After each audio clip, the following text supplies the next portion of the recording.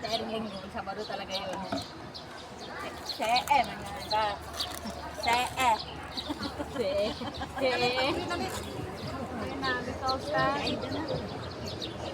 Pray. Our God and Jesus Heavenly Father, Lord, we thank you and we thank you, Father God. Thank you for the whole day, God. Yung kaya na magsabi nito sa amin, sa mga lakad namin.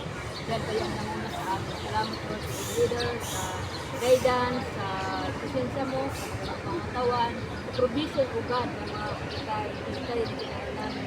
For the life of mga ginagawa sa Panginoon, O God, na aming natigilig sa buhay niya nagluto, Lord. Salamat sa anointing sa pagluluto, Panginoon, and we enjoy the food, Lord. And salamat sa unity ng bawat isa, sa pagbibigay ng pagkain.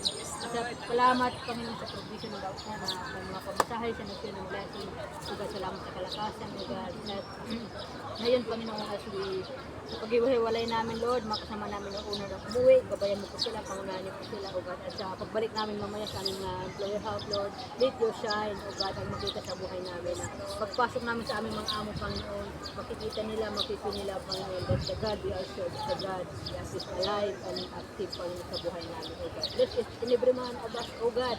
Dalangin ko na ang bunga ng banal na Espiritu ang makita sa puso at buhay namin, Panginoon. The fruit of love, joy, peace, patience, kindness, goodness, gentleness, faithfulness, and self-control, O God. And remind us always, O God, hindi kami magmalaki sa yaman, sa talino, at sa lakas na meron kami, Panginoon. Dahil sinabi mo pa sa salita sa Jeremiah 23, verse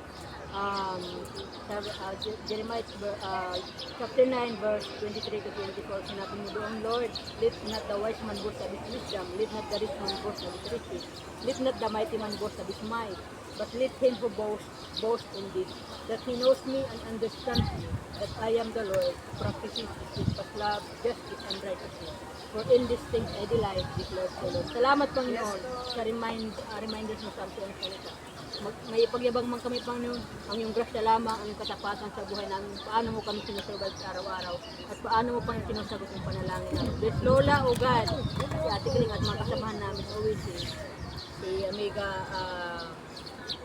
Aw-Aw, Concepcion, si King, O God, si Ate Michelle, Lord, si Joy, si Fatima, si Loida, si Cherry, si Rian, Panginoon, at si yung pinsan ni Ate Erin, Panginoon. Lord, thank you for your presence. Embrace us with your unconditional love, O God. And bless our friendship, Panginoon. At lahat ng ito, Panginoon, inali namin sa iyo at pinapasalamatan ka namin. Amen. Happy birthday again!